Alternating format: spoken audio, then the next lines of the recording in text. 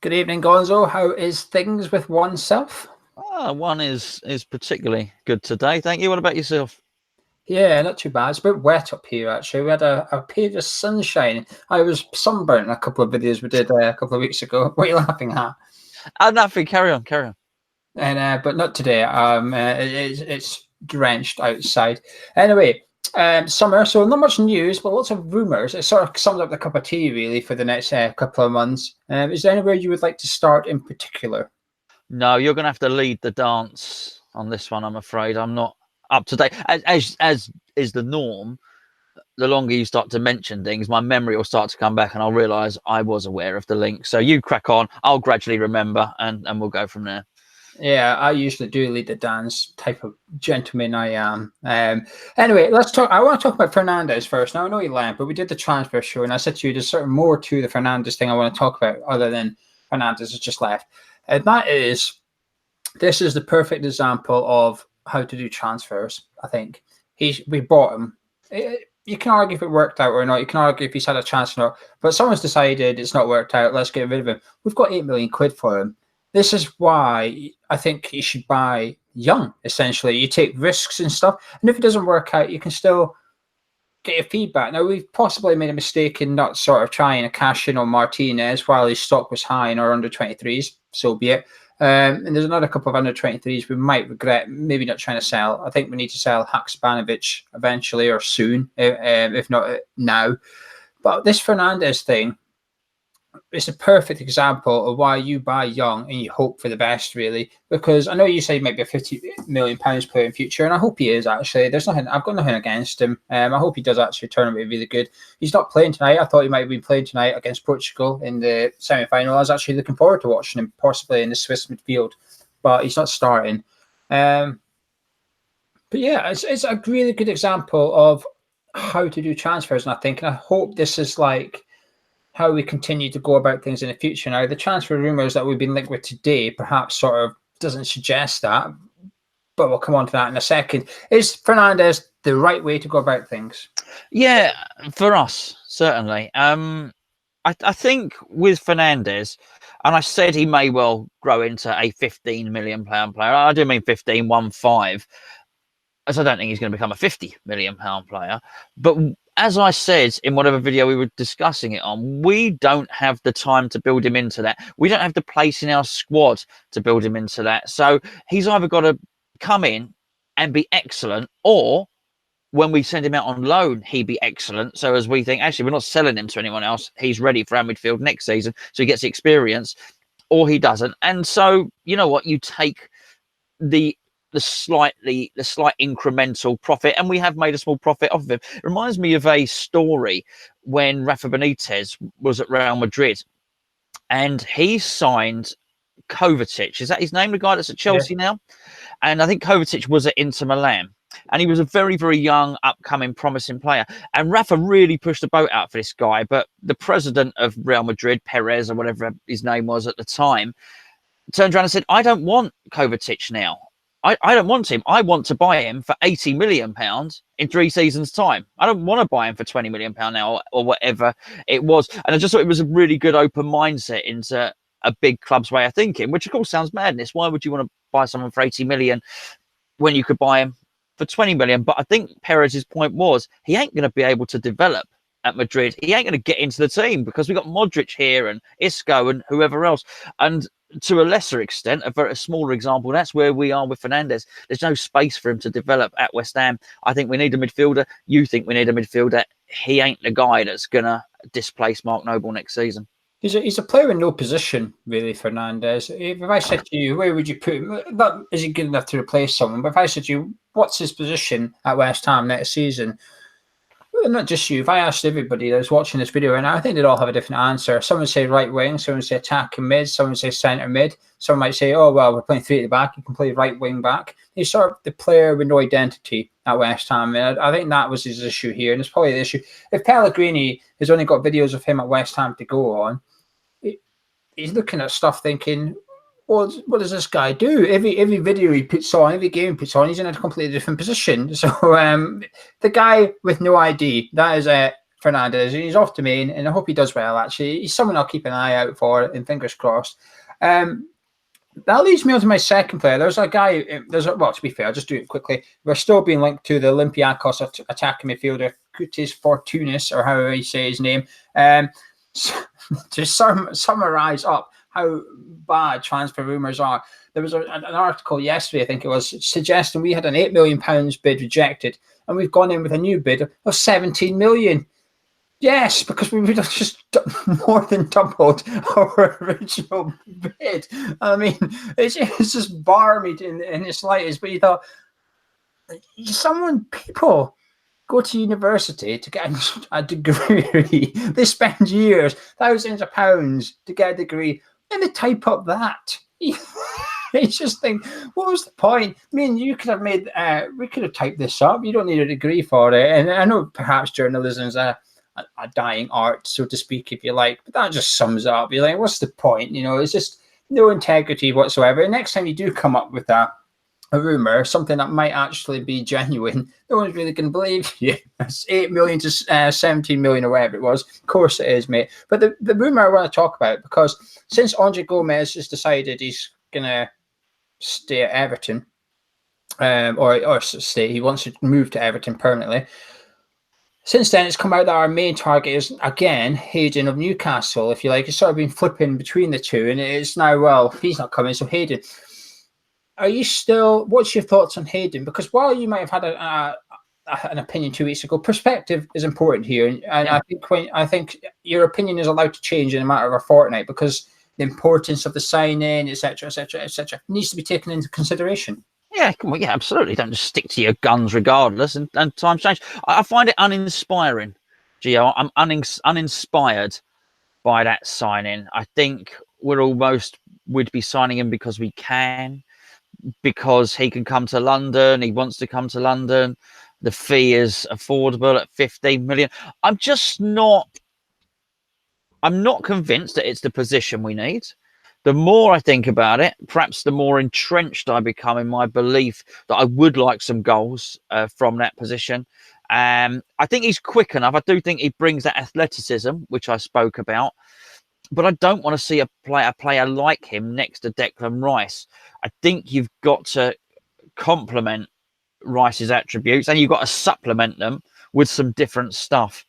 And I think Declan Rice will score 3 or 4 goals next season. He might score one of his, he might score 3 headers or something like that. I want somebody that's going to do some other stuff, and I take on board what you said to assist the assister. But I want a long shot in there. I want something. I want the ability to dribble past, to take somebody out. I want you helping out defense and sprinting down. Absolutely. I want this player to be able to knacker out his opposite number. I find it a lazy link and an uninspiring one, and I'm not sure I wholly believe it either. I think it's a link of convenience, isn't it? I think it's a transfer rumour of 2 and 2 together. Maybe they've come up with 4. But it's too much smoke for my liking. This is a signing that there's only 2 or 3 players we're repeatedly linked with so far for the transfer, and he's one of them. The other guy is Maripan, the centre-back. His name keeps popping up, and it's refusing to go away. But for Hayden, I'm not even convinced he gets into our starting 11, and we can't afford £15 million for someone to come and sit on the bench a little bit. And he's too much like Declan Rice from my liking. I think he's sort of like Declan Rice's backup. He's almost a replacement for Obiang or Sanchez, which is fair enough. But if our budget is as little as we suggest, and I don't think we can afford to spend, £7 million to improve Pedro Obiang, I don't think we can. I thought Delph probably could, but that's because Delph's got a shout to replace Mark Noble for some games. I think Delphin would start double digits Premier League games in the season. I'm not sure Hayden would. I was trying to work out why. Earlier I was thinking, why would we go for Hayden if it was true? Either A, Pellegrini's wanting to change play a little bit, and I think he's probably frustrated of playing 3 centre midfielders in a lot of games. He's frustrated of having Noble and Snodgrass in there. So he's thinking, if I get someone that's a bit more defensive minded in there and have 2 defensive midfielders, that used to be a thing years ago, didn't it? That sort of was the thing. You tried to get Vieira, Petit in there, two players Yeah. who were defensively solid, and it allowed you to have 4 attackers in front of them a little bit. Then we sort of changed it a little bit, and it's sort of, well, we need to get more numbers into the middle of the pitch. And I wonder if Pellegrini's trying to go back to just 2 in the middle and get Lanzini or Wiltshire or someone a little bit advanced, because I don't think Rice and Noble works as a 2. I think they're far too easy to walk through sometimes. So I think he's trying to find someone like Rice, a little bit different, that you can put in there and allow us to have that extra attacker. My other thought, now this is a curveball thought, and it's just an opinion, it's not a rumour, nothing like that, it's just my own opinion. I wonder if Pellegrini is trying to sort of bring someone in so that when Rice goes, I'm not saying he's Rice's replacement, but we've got someone of that ilk. So, because if we sold Rice £70 million and we go after a defensive midfielder, that club know we have £70 million for a defensive midfielder. So that club's thinking, well, 70 million, you've got 70 million in there. They won't demand it all, but they'll demand you have to pay a little bit extra for your player. So I'm wondering if it's sort of to take the pressure off a little bit. So you get 70 million for Rice. We go, well, we've just bought our defensive midfielder for 15 million quid a year ago. He goes in there. Now we've got 70 million pounds to spend somewhere else in the squad. I am aware the devil advocate to that is, well, if you go after striker, the striker selling club says, well, you've got 70 million to spend, etc. But I just wonder if he's perhaps trying to work out something to bulletproof us for when Rice goes. Because if Rice goes today, it's a disaster. Okay, our replacement is Carlos Sanchez. Okay, that is the guy that we'd be praying can step in there. So I do wonder if he's trying to sort of get something together so that Hayden then becomes the Rice player, and it's not. Of course, that'll be a big loss, but you know what I'm trying to say. It's not like the biggest disaster it could be. Am I barking up the wrong tree there? Well, I hope so. I hope so, and not just because it would mean that Declan Rice had been sold. Funny enough, that is a separate issue, because I think a lot is going to be based on, is Declan selected tomorrow for the starting 11? We were just discussing it before we pressed the button. Do England go through and make the final? Does he then play in the final? What if Declan Rice is man? What if England win that tournament, whatever it's called, and Declan Rice is man of the match? I mean, everybody is watching that game. It's the inaugural, whatever it's called, the inaugural club championship or whatever it might be. Sorry, whatever. Well, I don't even know. Who cares what it's called? But it's the inaugural one. It's the first ever one. When we played Spain, Spain were trying to win that game. So I do like the concept of the friendly internationals being turned into a competitive competition. So the eyes of the world will be on that game.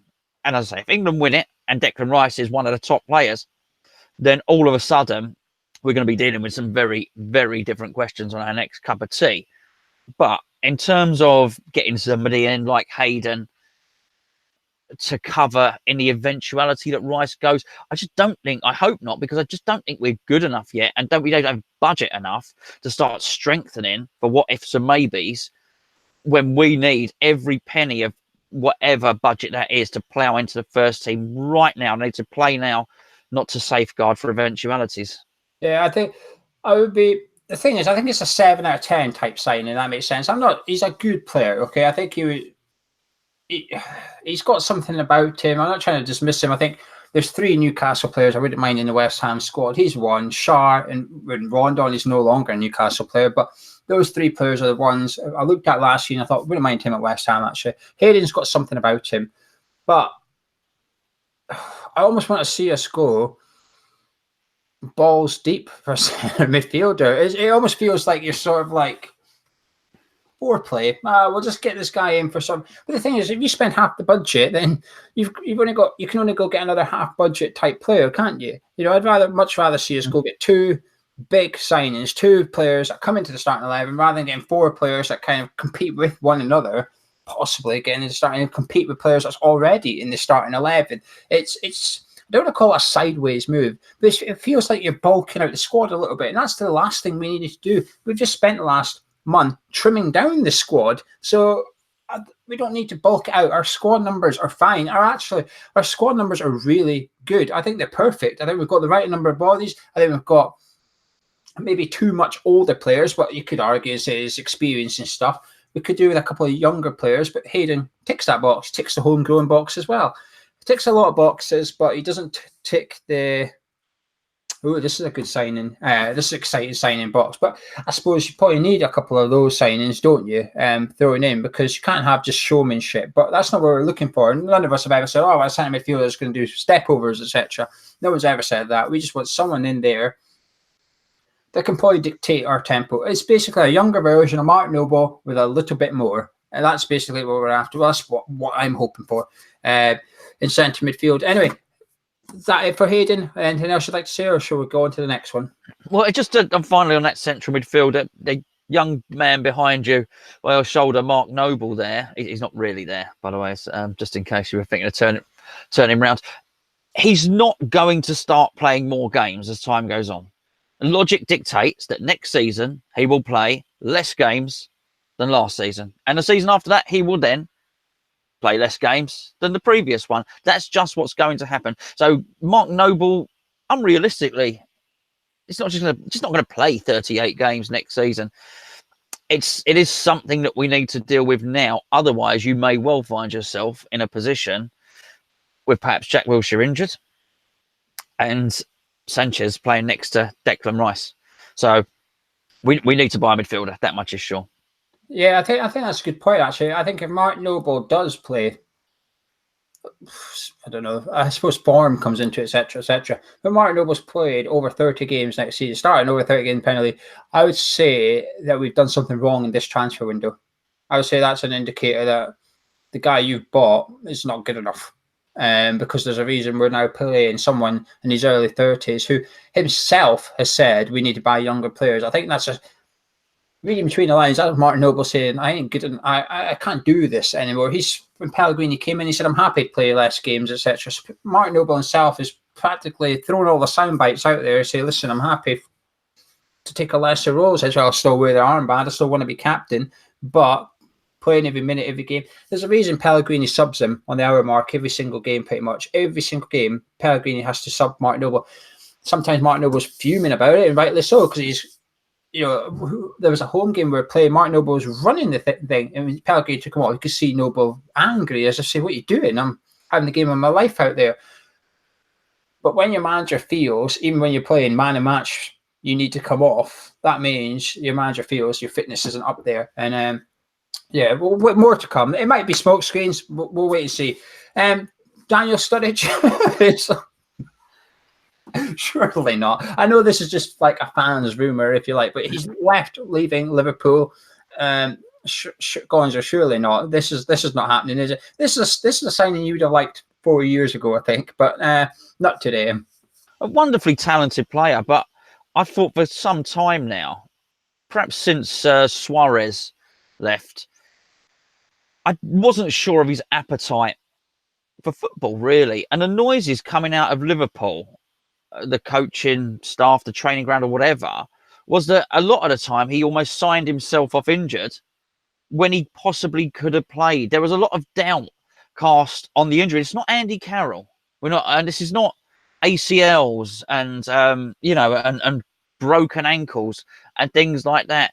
The rumour was that Sturridge would take time off for niggles and say he wasn't quite right. He wasn't quite 100%. Well, I'm pretty sure we're just discussing Mark Noble. I bet, funny enough, look, even in that picture there, he's got his wrist is bandaged up on that one. I wonder how many times Mark Noble has played football without being 100%. How many times he gone onto the pitch with an aching leg or an injection or this, that, the other? I reckon plenty. Because he's a competitor, he's competitive. That's why he was angry when Pellegrini takes him off. I think he might well be lacking that, Sturridge. He's got lots of ability, really good left foot, classy player. But your attitude's got to be bang on. And particularly at West Ham, we can't afford... Liverpool, they've signed him up to 150 grand a week. When he was at his height, they almost won the league, didn't they, with Sturridge there? 150 grand a week, and they signed him up. It's not worked out. But Liverpool could afford to have 150 grand just not featuring. Klopp came in. Klopp just hasn't fancied him at all. Origi playing in front of him. There were times, I think Danny Ings even played ahead of him at once or twice. Clearly didn't fancy him, but Liverpool can afford to have 150 grand. We can't afford to get that transfer wrong. It's an absolute no. And I don't expect to see a load of people in the chat disagreeing with me, Gio.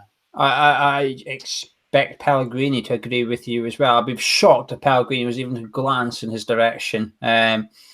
This would be a massive slap in the face. I can't see this happening. I can't see it at all. And Madapan, the centre back, is still getting linked. Do you think there's something in this, or I mean, we've got Diop, we've got Balbuena, sort of arguably sewing up the first place positions in the squad.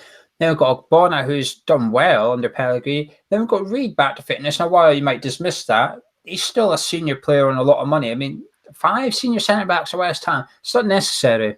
I just can't see it with a limited budget for the reasons I said earlier. When I was younger and I used to stay up until the early hours of the morning playing Football Manager or whatever it was, I would never, with my limited budget, sign a 4th choice for any position when I had a glaring hole in my first 11. I mean, and that's silly old me. Pellegrini is a wise, astute old manager. So I just can't imagine he would allocate any of his limited budget to that. I'm adamant. I think we're going to spend 50 million in this window, regardless of how you want to cut and slice that. I think he's spending 20 million on one player, 30 million on another, and then there's a couple of loans or a couple of frees or something going on there. That's what I think's happening. I just can't see one of those being. I can't see him doing 8 million on a centre back. I just don't see it happening. The only reason I think this could have something is if Ogbonna's already earmarked to go, or Ogbonna's got something in the pipeline, or we're trying to shift Ogbonna. Ogbonna's the key figure in this, in my opinion. It's not Reed. We're not going to get any money for Reed, and even if we do, it'll be a couple of million. And we don't need to replace Winston Reed. He didn't play a minute last season. He does not need replaced. It's simple as that. So Ogbonna's the one that would need replaced. The only interesting thing is a few people, this is just a fan saying I've read, and we're not going to discuss it much unless you want to. There's a few people who would like to see Diop trialed in sort of centre midfield, and some people are wondering if Pellegrini's astuteness, as you just called it, would be, well, maybe he sees something in Diop that could play him in centre mid. Personally, I would hate to see that, actually, because I think if he's fantastic centre back, why would you try him elsewhere? You know, you'd be dampering the guy's development, etc. But other transfers, Strootman, I mentioned him a couple of weeks ago. He's been linked again. He's been linked again. I think that's just another cheap option for centre midfield. So any other rumours you've seen? I've got one more, and it's a transfer going out. Any other transfer rumours you've seen? Not that I can think of, mate, really. But no, Strootman's just another journeyman player, uninspiring. I'd rather somebody plucked from Boca Juniors who I've never heard of before, quite frankly. Yeah, likewise. I think so as well. Something a little bit, ooh, who's this and what's he going to do type signing. The one yesterday, again, we'll probably dismiss this one, but I want to discuss it. Marko Arnautovic, Inter Milan. Now, for you who don't know, Inter Milan have just got Antonio Conte as their manager, and you may remember when Conte was at Chelsea were being linked with Marko Arnautovic. Marko has obviously played for Inter Milan in the past under Jose Mourinho. So I wouldn't dismiss this one completely. I think if it is a journalist making stuff up, at least he's done his homework a little bit, and there's a logic behind this one. 30 million though, is that your biting point, or is it too cheap for you? No, nothing's too cheap. I'd take 25 million from, in all honesty. And as I maintained before, I think we are one Instagram post from his brother, one link to another club. We are one small step away from the next drop. A leopard doesn't change its spots, and you just don't suddenly get to whatever age is, 29 you're immature, 30 you're very mature. That's not how life works. You're generally consistent. Your character remains consistent throughout your life. He's always going to have the ability to throw a strop, to throw a hissy fit, to throw a moody one. I'm not prepared to wait for it to happen. Yes, I know he finished the season strongly, but I do believe that money would be reinvested. We could find somebody else, and I think it would remove the risk. Again, we spoke about Mark Noble. He is not going to suddenly start getting fitter, Marko Arnautovic. Marko Arnautovic is a big bloke. He's a solid lump. He's not just tall. It's not Peter Crouch. Look at the size of his chest. Look at the size of his legs. He's a thick set man. This is going to start taking its toll on his body. Don't be surprised if he gets injured next season. I think there are a whole multitude of reasons for getting rid and cashing in on Marko Arnautovic that outweigh the one, which is he may well hit form again like he did, or he was finishing the season strongly, I'd get rid of him, mate. I completely agree. He's 30 years old. He is 30 years old. We need to remember that. The only negative is it puts immense pressure on us getting maybe even 2 strikers. I think they're already sort of under some sort of pressure in that department. So getting rid of the main guy and getting someone else in. But, someone that's a risk we need to take, I think. I think you need to get 30 million is a lot of money for him. I actually hope this is true. I do genuinely hope this link is true and we can get him off the books, and I hope it happens quick as well. It just allows Pellegrini to mould his own side, if you like. He's almost like a barricade, possibly. We don't know. Pellegrini might be praying no one comes in for Marko and you get to start Marko and for fun. But he also could be sitting there praying that someone does come in again so he can get his own guy in. Because if he is genuinely wanting Maxi Gomez and his budget is quite small, the only thing Pellegrini can be hoping for is cash. Cash from somewhere. He must be thinking, who can I sell? And someone comes along with a £30 million check for Arnautovic, basically what is the fee for Maxi Gomez. Valencia in negotiations for 20 million. Barcelona's had a £20 million bid. So the going rate that clubs value Maxi Gomez at is 20 million. Okay, so they're not going to get the 40 million they want in. So they would have had it by now. It's not happening. So you could imagine Pellegrini might be thinking, you know what, I want this. I want almost like a swap deal, if you like. You go there and I'll get him in. Got my man up front. And I think it's important that we allow Pellegrini to mold. He's only got 2 years left in his contract, Pellegrini. We cannot say, oh, well, you know what, next summer we'll let you bring in your striker, because he's on his last, as it stands, last year of his contract. It's too late. This summer is the summer Pellegrini almost needs to be applying the finishing touches almost, because, next summer it should be about 1, maybe 2 positions at the most. So it would just delay it. I'm not saying we're in for an average season, but we're in for a Pellegrini handcuffed season. And we finally got, in my opinion, a top manager. And it's about time we take the shackles off any restraints we've put on a manager previously. They need to come off for Pellegrini. Just give him complete freedom. If he wants rid of Marko has to go, in my opinion. Now, one thing I'm going to quickly talk about, some people mentioned it when we did the questions on Twitter, and I didn't really want to discuss it because it's not purely West Ham, but it relates to West Ham fans. VAR next year is going to be showing, or supposedly going to be shown in the ground. Right. I think there's a few stimulations to this, i.e., if there is a clip that clearly shows what the referee's made up his mind. I mean, why it would be different to what the referee's seen, I do not know. We're going to take advantage of that big screen after all. The only reason I'm asking is I'm watching the Portugal-Switzerland game on and off, so I might have picked this up wrong. I think Portugal just went and got a penalty, and the Switzerland players have gone over to him and said, hang on a minute, about 2 minutes ago, there was a penalty. He's gone and had a watch and gave a penalty to Switzerland down the other end of the pitch. This is the problem with VAR, because initially he sort of dismissed the Switzerland appeal. Play carried on. Portugal had their appeal, and he gave the Portugal one. Go on and watch the video, and he's had to rewind all. But anyway, we're going to get to see it in the ground. Does that make a massive difference to you for the VAR thing? Yeah, because football's a spectator sport. Well, every sport's a spectator sport when there are people in the ground, of course. And the issue with VAR is, particularly with there being a long time for a decision to be made, is it kills the drama.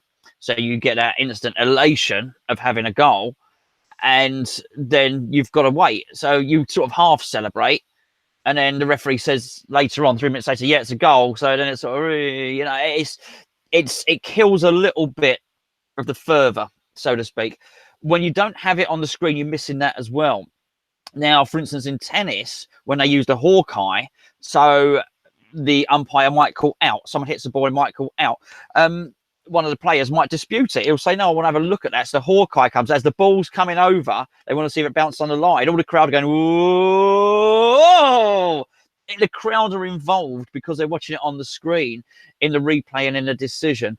It happens in rugby as well. They do several angles. When someone scores a try, have they been put out of touch first? So, is their leg touching the line and stuff like that? It builds the drama. Not as much drama as scoring a goal naturally, and then the referee just saying, right, that's it, that's a goal, back to the semicircle, centre circle. But it's imperative the crowd see the screen and can share in the drama. Otherwise, it just becomes a sort of private members club where a bit secret squirrel. And the farcical thing is, everyone's mates that aren't at the game would be texting them anyway, saying that was a pen. I've just seen it on the thing. So let everybody see it.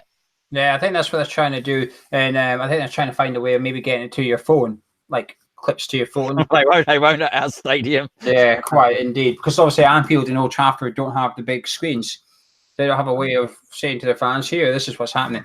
Anyway, back to West Ham stuff. I thought I'd bring that up because what's happening. Lanzini in contract negotiations apparently been offered a 5-year deal. I'll tell you what. Anyone that's watched this channel for a long time will know how much I like Lanzini, etc. I think this is the wrong thing to do. Why? We are in the West Ham. Have got complete power here. We have that option that we can flick and add time onto his contract extension. The geezer's just come back from a lengthy layoff.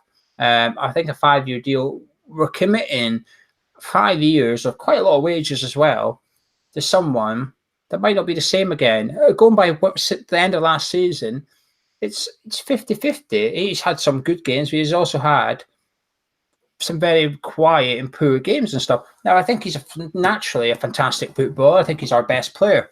But I just don't know why we're rushing into this. I don't know why we're trying to get this 5-year deal tied up when there's no pressure on us. We can exercise the option in his contract.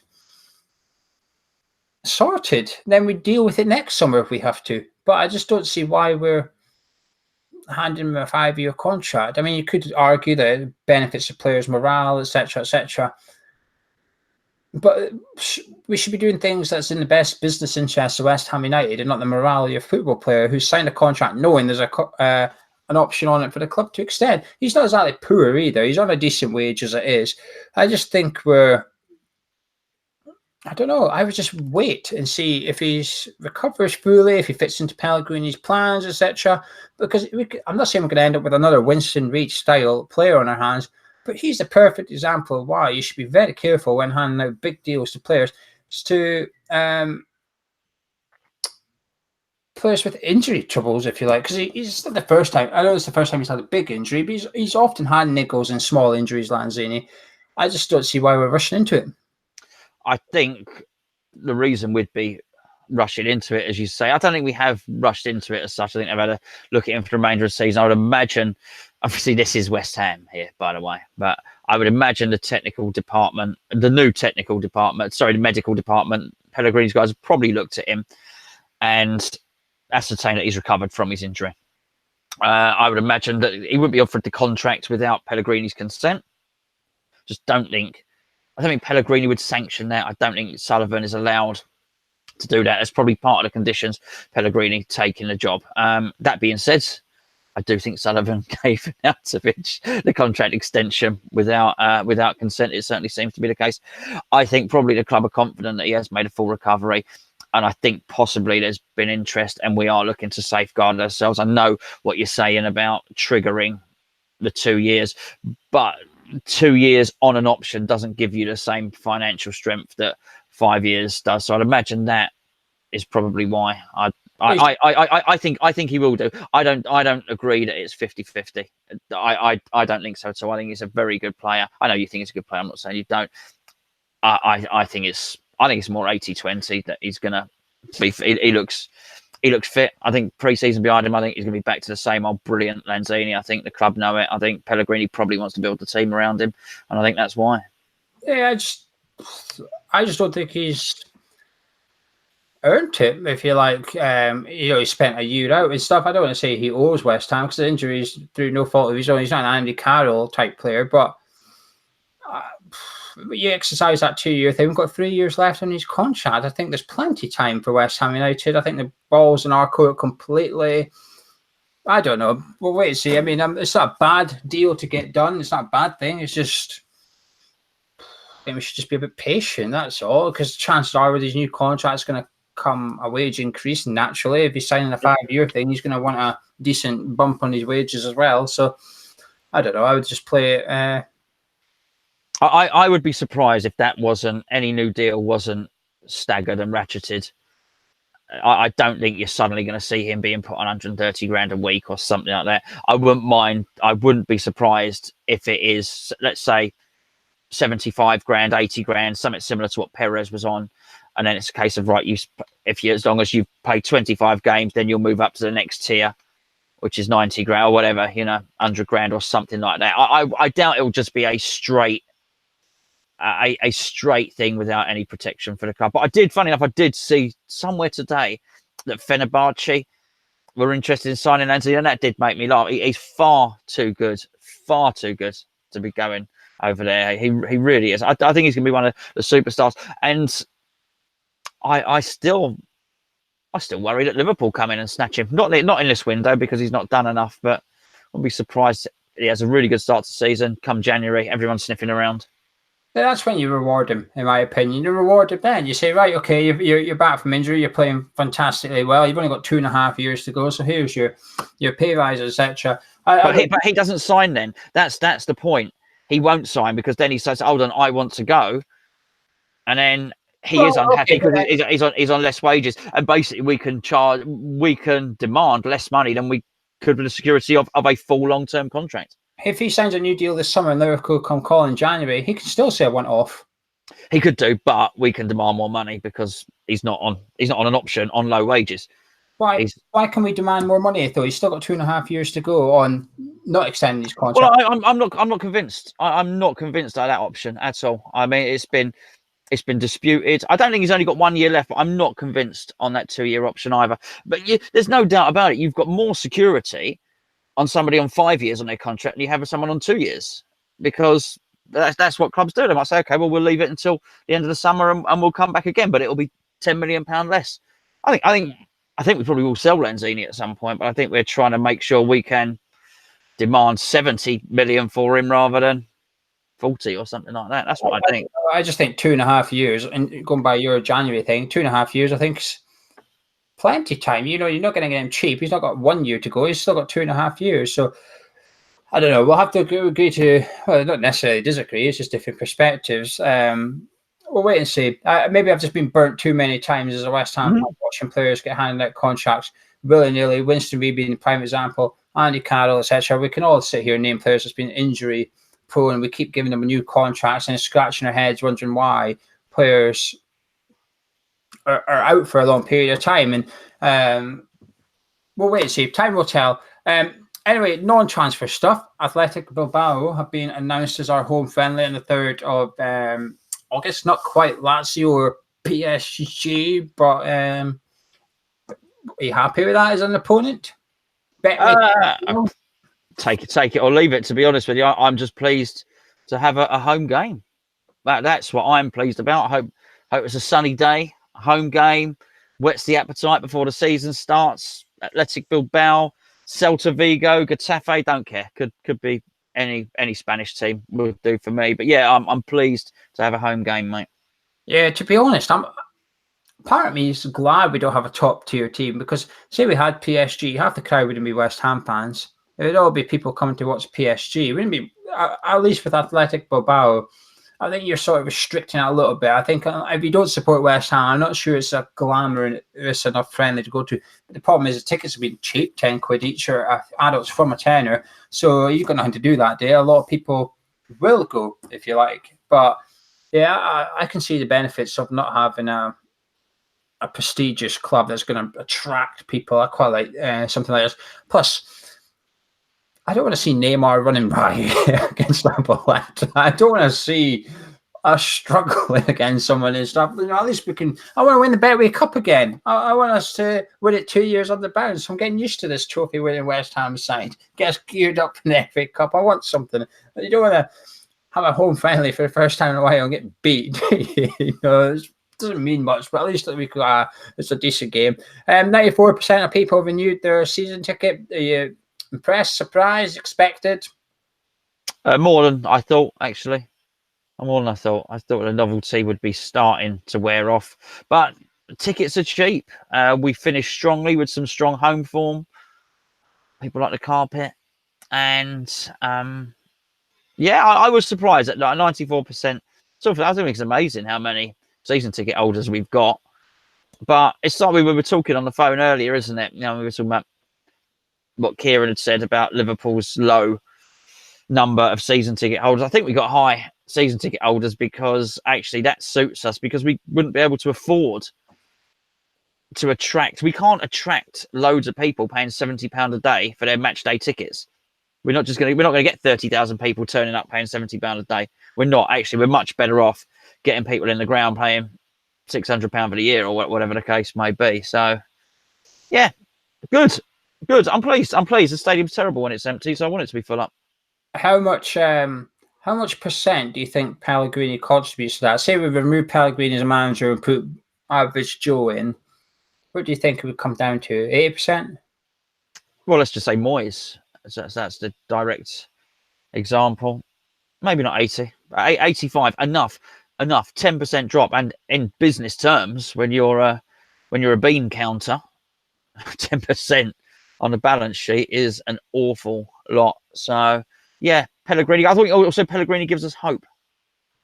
Yeah, that we hope to see better football next season. We know what he's up to. We know what he's trying to do. Pellegrini. You know, we used to say under Bilic we didn't seem to have a style of play or an MO, a way forward that we were looking to do. We know what Pellegrini's trying to do. So I think we're all looking forward to seeing it. We're looking forward to see who he's bringing in, and also we've got a healthy cynicism about us now when we're linked to players like Sturridge. So, you know, sometimes social media can get quite angry when we're linked with a player, even though there's no truth in it. People are, I can't believe we're going to sign this player. I've noticed a healthy, as I say, a cynical look at it. So actually people are now just laughing because they know Pellegrini's not going to buy Daniel Sturridge. So we laugh. So I think we do trust him and what he's trying to do. Yeah, quite right. I think he contributes a lot. I think he gives us, like we say, hope and stuff, but a belief, if you like, that times are changing and stuff, and it's taking the pressure right off the board as well. The board, you know, they're probably not happy with how much wages they're giving out for their manager and stuff, but actually he more than earns his money back through PR, if you like, through pressure, through anger, etc. Not just on the pitch, off the pitch as well. Pellegrini's paying. You know, you said to Brady here, we can get you someone in for £2 million to run your marketing team who will just only churn out positivity among the fan base. You'd consider it, wouldn't you? Well, they've gone and done that with Pellegrini. He's almost like a marketing expert as well as a football manager for West Ham. Anyway, are you ready to talk about questions from Twitter and YouTube? Yeah, bring them on. Just before we do that, you can get a season ticket for our boats before and after every single game next season, including cup games, etc. If you wish to get one, email us, harrischat@gmail.com. We'll give you all the details, etc. We've only got 100 for sale, so well, to be said, I say 100, but I think we sold just a few more in the 100 last season. So if you want one, get in touch anyway. Question time. First, we'll take them from YouTube and people that replied to the comment earlier, blah, blah, blah. Alfie says, the recent rumours surrounding Isaac Hayden are interesting. We have Declan Rice, a holding defensive midfielder, Carlos Sanchez, another defensive midfielder. Don't quite understand this rumour. West Ham need a player like Loftus-Cheek, a centre midfielder that can drive forward, who's physical and can control midfield. Although a Loftus-Cheek is hard to get, I believe we need an upgrade on Chiati. Agree? Yeah, I would go along with that. He was very good when he played against us, Loftus-Cheek. Big, strong, athletic, can shoot, can score some goals, can tackle as well. Yeah, I like that. I think we've missed the boat. I think there was a time when you could have got Loftus-Cheek. Lots of clubs could have got Loftus-Cheek. I think that time has passed now because, number one, he's cemented himself in a team to a certain extent. Number two, they've got a transfer ban, so he will be going nowhere. Ray Thompson, I think we rely too much on our wingers to create chances, and I think our main aim should be to get another creative centre midfielder to pull the strings and open up defences. Wilshere is always injured, and I really don't see all the hype in Lanzini either. What do you both think? Well, I totally agree, apart from the hype in Lanzini bit, obviously. I totally agree. We cannot, I don't think any club, unless you have got brilliant players, Geo alluded to it earlier, you can have Vieira and Petit sitting there. If you've got Ian Wright and Bergkamp and Overmars and this, that and the other, because they're going to score lots of goals up front. I think West Ham can't afford to have two defensive-minded people just sitting in. I totally and utterly agree. I actually do believe there is a separate player. I mean, funny enough, Lee Bowyer was one. Lee Bowyer was a perfect example. Lee Bowyer was a central midfielder. Not a number 10 like Lanzini is, or like Wilshere is. David Platt was another, a central midfielder. Frank Lampard was probably the best example of it. A central midfielder who would score some goals, but wasn't a number 10, wouldn't sit just behind a striker, would do his stuff, would do his running around, would get stuck in the game. Are Frank Lampard's readily available? Well, we used to have one, funny enough, but no, but somebody like that, I totally agree. We need somebody to offer some goal threat from midfield. With a Hitzelsberger shot or something, maybe. Can you think of a centre midfielder in the Premier League that currently does that? No, but I've earmarked a number without boring everyone to death. I've earmarked 3 in whatever it's called, France. I know what France is called, whatever their league is called. Liga 1. That's exactly right. It's difficult because we're almost trying to find someone that doesn't really exist domestically. Anyway, domestically, it doesn't exist too much. That well, I've always liked to see Lanzini play centre mid. I've always thought Lanzini works harder than people give him credit for. I always think he gets stuck in more than people give him credit for. He's not very good at the tackling. But in this day and age, you don't need to tackle in centre midfield. Centre midfield is not about tackling as such. It's about sort of like taking up space almost. It's sort of like being in the way to make them go sideways because they can't come at you because tackling's a dying thing. You can no longer put your foot in. Every tackle is almost a free kick. Mark Noble puts his foot in a bit, but he doesn't do that much tackles. Rice does. But you can get away with a centre mid who sort of is the one that gets on the ball, gets his head up and moves play quickly. And I think Lanzini has that about him. I would always like to see Lanzini play a little bit deeper. Do we rely on our wingers too much? Well, yeah, but you're going to if you play 4-3-3, aren't you? If you don't have someone in number 10, well, of course you're relying on the wingers. But this is the challenge to Pellegrini, to set us up so that the wingers are giving the ball as much opportunities, etc. But I think our answers are fullbacks, in all honesty. 1 assist from Creswell and Zabaleta and that. It's embarrassing. 1 assist each is embarrassing for when you're given the license to get forward as Pellegrini gives you. That is an awful, awful return from your fullbacks for assists. So I think it's actually them we need to be looking at. DJ Blokey B says, I'm not as worried about money for this transfer window as I am for the next window. Do you think we will have more money to spend next year? I think it means the summer window rather than January. Do you see where the money is coming from? Because I'm struggling to see us buying without selling our best players. No, we won't have more to spend the season after because the clubs will be tightening their belts because it'll be coming to the end of their TV deal. So unless something has been signed, I mean, it's a video in itself, by the way, the way the TV deal is ratcheted up, but I can't imagine it stays on terrestrial television. Say terrestrial television is the wrong one. Pay-to-view television, Sky, BT, for instance. I can't imagine football as it stands stays on that platform for too long. There's some big players are going to come in, be it YouTube, Amazon, Netflix, somebody like that, maybe a brand new one. Whether that happens if now and the rights are bought 2 or 3 years ahead, I can't see that happening. So actually, I think when the time somebody gets to next summer, clubs won't know where the next deal is coming from. It won't have been signed. And I think they may be keeping their cards close to their chest and not spending out, which of course is why Leicester won the league that time. As Kieran made some great points about all that, of course. If you've not seen the video, go and have a look. But yeah, I can't see a massive spend up next season. We've got Amazon next year. Definitely. Yeah, in December, they've got 10 games. I think it's 10. Amazon. Yeah. But it's not the main domestic rights package. They split it up into 4 or 5 packages. They got the smallest package. I think it's worth about 500 million. I'm talking about the thing that brings, because you've got the overseas rights and the domestic rights. I mean the thing that brings in the 5, 6, 7 billion each year. It's that. It's the whole package. It's the big deal when they renegotiate. I just don't think that's happening. So that's my reasoning. I mean, I might be wrong. Maybe they sign a big deal, but clubs do tend to not spend at that point.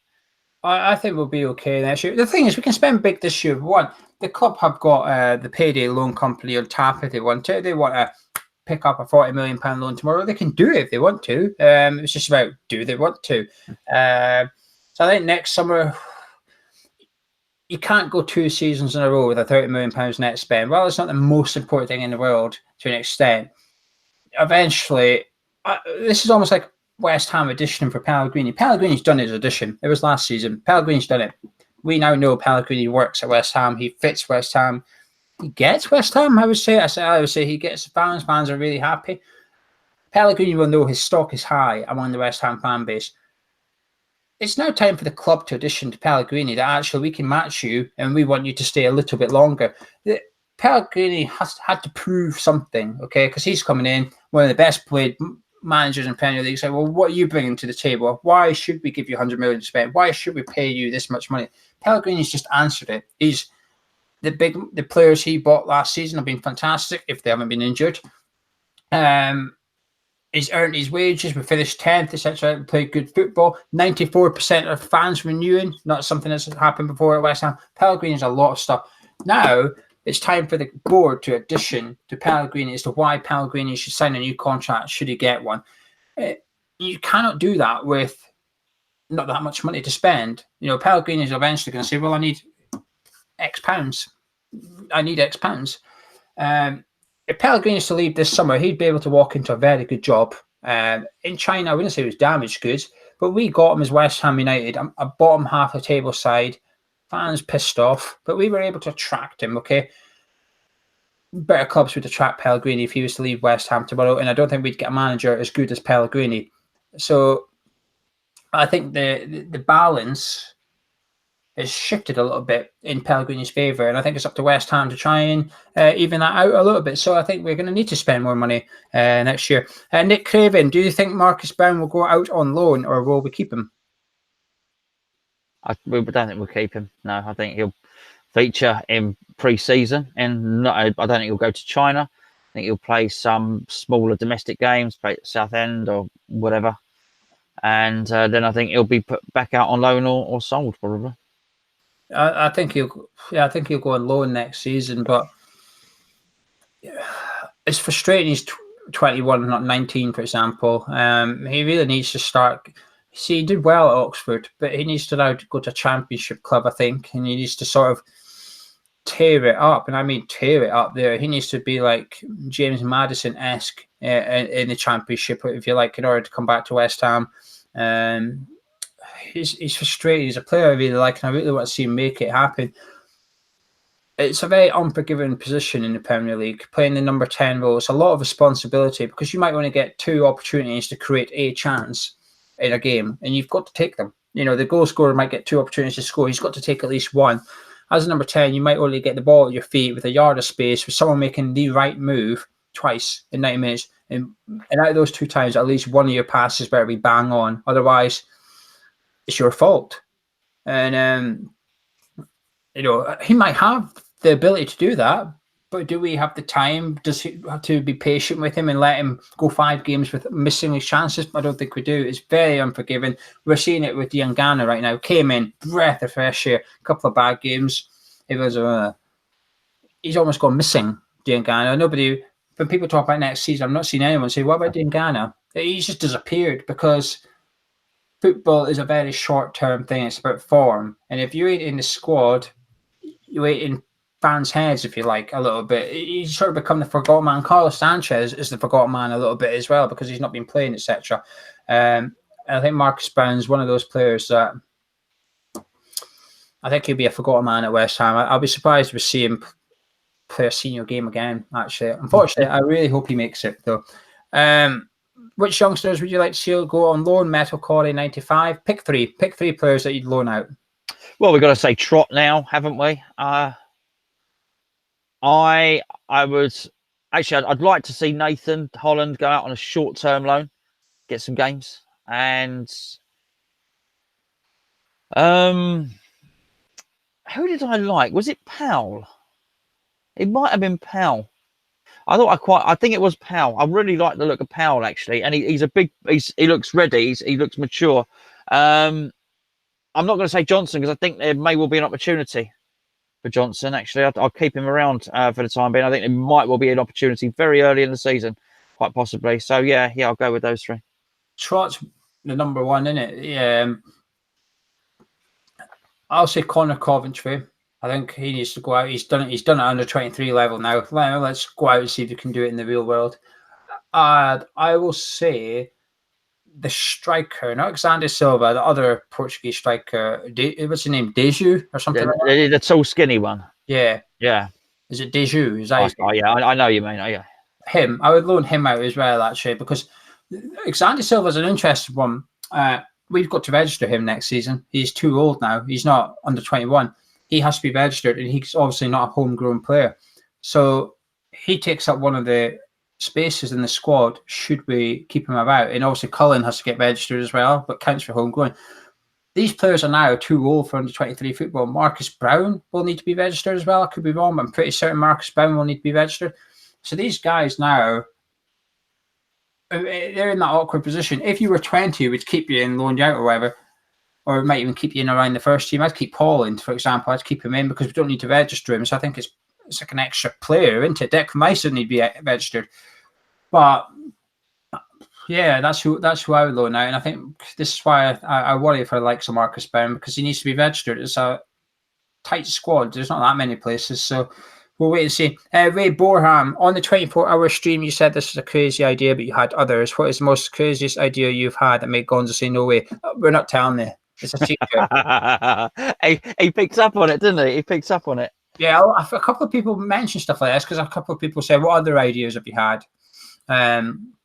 You're not allowed to tell them that one because I still want to do it. I won't say anything. I'm going to persuade you one day, hopefully. Hold on, don't make me look out to be the bad guy who's stopping stuff happening. We do most ideas. We do lots of video. We had a chat today. Myself and Geo had a long chat today about other videos that we're going to do and what we're doing going forward and stuff. So don't worry about that. It's just it's sci-fi. It's sci-fi. Broadcasting from the International Space Station was never going to work. It's risky. It is risky, and it's time consuming, and it's quite a big. It would be a big thing to put together, but I think it would. I think it would do all right. Gonzo's not so sure. You never know. You'll find out in a year. Either we'll do it or we won't do it. We'll tell you what it was. One or two. Give us a year. Give us a year. So a couple of people just messaging about the Kieran Maguire interviews, trying to sort of making statements about it. Really, so go check out if you haven't already. Someone's asking about Lanzini. We discussed Lanzini, Hugo. Irish Tommy at Tomster36 says, would you agree that without signing a 15 to 20 goal season striker this summer, we cannot expect next season to be any better? The Tomster, not necessarily. No, I think we do need one. I think we should look to get one. I'm not advocating not getting one, if you see what I mean. But I do think there are ways where you can get goals from throughout the team, which is hence the reason I say about goals from midfield. And Geo was talking about being a threat from fullback position and stuff like that. There are other things you can do. 15 goal a season strikers are quite hard to come by. There aren't too many players that score 15 goals a season. Take those top lot out of it. And I don't know. I can't remember, but possibly you're left with Jamie Vardy if you take the top clubs out of it. So it's not that common, but it can be done. So we certainly need to aim to do it for sure. Yeah, I think we will score more next season, even with the squad we've got now. I think Yarmolenko is going to be a big thing in that. Lanzini as well. I think those two, and well, sure, maybe not scoring the goals, but certainly providing them, giving us the push in the play. So even just the same squad, I think we've already added a lot more attacking intent to the first team. So I think we'll see more goals. I think we could also see more goals conceded, though, because all those players, you can't just put them all on the pitch and not sacrifice something. So Fabianski had the most shots fired at him in the league last season. I think he might be in for a repeat next season as well. But you know something? I want to see that. I want to see that, West Ham. I want to see us trying to win games 4-2 rather than drag out a 1-0 win and stuff. I want to see, not quite gung-ho, but not far off gung-ho, especially in certain games as well. Back to the questions then. Ed at Swoop Wing says, I don't think Hayden and Shelby are better than Noble. Would you pick them ahead of him? Noble finished the season really strongly. Was wonderful, actually. Was in the shout for man of the match or winning man of the match in all the final games. I think you're choosing chalk and cheese as well with those two players. I think one of them is a athlete who's more defensively minded. One of them, is a long passer, is a loathe to use this term, but I'm going to anyway. Is a quarterback type. You know, he's going to sit deep. He's going to dictate plays. He's not going to do a lot of running. He's going to ping long passes, long pass, long pass. So it's a funny one to compare, use as a comparison. Would I think that Shelvey would get in ahead of Noble? I think there would be games if he did sign where he would get in ahead of Noble. Do I think that Hayden would get in ahead of Noble? I think there would be times where he did, only because if Mark Noble's played 32 games this season, if he has, I would expect next season him to play 26. As I just think it's as you get older, that's what happens. I could play none because I'm too old, you know. So yeah, you know, they would both get games, but neither is really what I'm looking for to improve our midfield for next season. No, Noble starts for me. Noble starts for me ahead of both them. Obviously, like you said, there's loads of things to consider, but the season started tomorrow and we had them three in our squad. Noble will be the guy that starts in my team. It's his position to lose, his shirt to lose. I'm not. Shelby's been injured a lot as well. Jones or Shelby's no spring chicken. I don't think this rumour's true. I think it's just laziness again. But by God, I hope it's not true because I'd rather Hayden than Shelby. Much rather Hayden than Shelby. Forget this whole West Ham fan thing.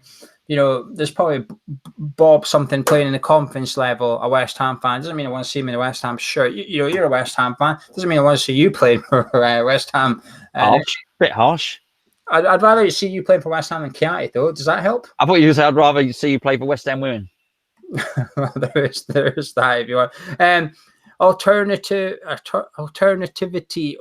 says thoughts on Bilic possibly becoming West Brom's new head coach. Now, if you don't know, West Brom was a new manager, and Slav is touted as their number one choice.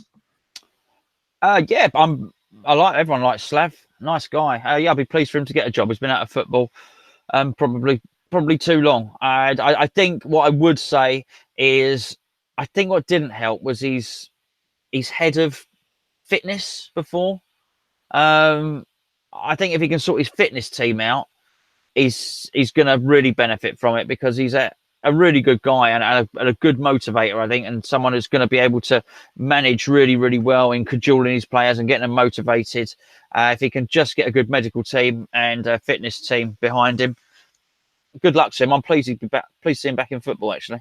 Yeah, I would like to see him. The thing is, I really don't like West Brom as a club for some reason. I've just never liked West Brom. They're one of those teams, whenever we play, I think, or when they got relegated, I was genuinely happy. I thought, good, finally, get out of this. What's funny? That's funny. What you just said was funny. I thought they're like Middlesbrough. I think it's just Tony Pulis. I think it's a stink of Tony Pulis. I just don't like any clubs being tarnished with him or something. But when West Brom got relegated, I was genuinely happy. Oh, good, get out of this league. Now we've got one of my favourite managers going there. I'm like, I want to see him do well. I would like to see him do well. I think he'll do okay there. I think the thing is, the West Brom are very unforgiving. The previous guy did fine. He got them into the playoffs and stuff and Moore, and they should never have got rid of him. So, c'est la vie. Last question from Twitter, and we're running out of time, so we're going to have to just make this our last one, really, unfortunately. We'll do another cup of tea soon, or we'll do a show with all the other questions we've not got through later in the week. At Matthew Coster says, what's your favourite moment, not an interview, from the 24-hour stream? Personally, I enjoy some of the late-night non-football banter. Yeah, I did. It got a bit silly at about 6 o'clock in the morning, and that was quite good fun, actually. There were some really good questions coming in. Myself and Geo were talking about this a couple of days ago, and there was a point when everyone was pretty tired, and doing any stream like that, you just run out of things to talk about. And it was just so nice when the questions were coming through and it kept us going. And Geo was saying he almost sensed that everybody in the chat knew that we needed stuff to talk about. So everyone was just throwing out these random, stupid but brilliant questions about food, about what we were watching, about what we liked, what we didn't like, and completely off topic and non-West Ham. But it was really good. I really enjoyed that bit. It was quite nice. It was good fun. And I was saying to Geo earlier on in the week, I really do appreciate and like our subscribers and you guys that are watching this. And it's easy to say. I don't mean to sound corny and go Gwyneth Paltrow and all the rest of it, and say a load of platitudes. But I said to Jill, I really, really do. I thought, such a really nice bunch. There was no trolling in there, or if there was, Charlie deleted it pretty damn quickly. Just a bunch of nice people who, and you recognise the regular faces. There's just some really nice interaction going back and forth. And I really enjoyed that bit. It was almost like the community spirit got us through, as well as some strong coffee.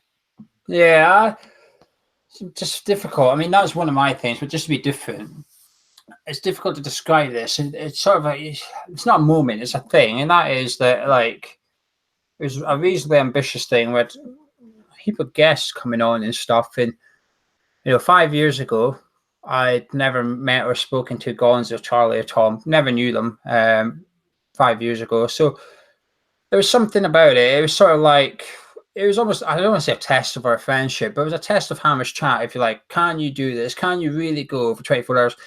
There's a lot of things that could have gone wrong as well. So, this YouTube could have broke, something could have happened, someone's webcam could have stopped working. There's a lot of things, and people won't know, but we were prepared for it. We were like, well, this happens, this is what we'll do. If that happens, this is what we'll do. But people will never see that because nothing went drastically wrong, thankfully. But my favorite thing is probably, it was a 24-hour slog with 3 people that I consider to be really good friends in my life now. And the community thing as well. And we raised a shed load of money, got some fantastic interviews out of it as well that we're putting up on the second channel. They're all going up on the second channel as their own little interview. And people haven't watched 24-hour stream or watching those interviews on their own, saying this is fantastic, really good interviews and stuff. I almost want to say everything worked. And I think that's the best thing about it. But for me, it's the fact that it was a big team effort. Charlie did most of the work during the event. Every single guest he did a quick call with to make sure it was working. And bless him, at the end, people said, "What's your favorite interview?" Charlie was like, "I don't know, I'm not listening to them." Because that's the truth. He couldn't listen because he was trying to arrange for the next guest to come on and stuff. And I think my favorite thing is just pulling off what I think was, as I say, the craziest idea. Yeah, we've been doing YouTube for nearly 4 years now, and it's the craziest idea yet. And we pulled it off. We did it, and I did it with 3 people that I consider to be good friends, and I've come quite close to, mean something to me since getting to know them. And 5 years ago, they didn't know who they are, never spoken to. And you've got something you wish to say now? Somebody messaged me. No, I'm not going to say his name, just I don't know how much of it's private and how much of it's not. But somebody did message me 2 days ago, so I managed to sort Tom out for corporate. So, actually, I won't say anymore. He knows who he is. It's very grateful. I passed a message on Tom. Tom is very, very grateful. And that was funny because there was a funny bit where we had a nice bit of banter about getting Tom to corporate, and someone did a hashtag get Tom to corporate, and it's literally somebody who has watched the show and as a corporate ticket sort of thing and a package, whatever, has said, I'm going to get Tom into corporate next season, and actually got back to me, messaged me privately. So that was brilliant. That was funny.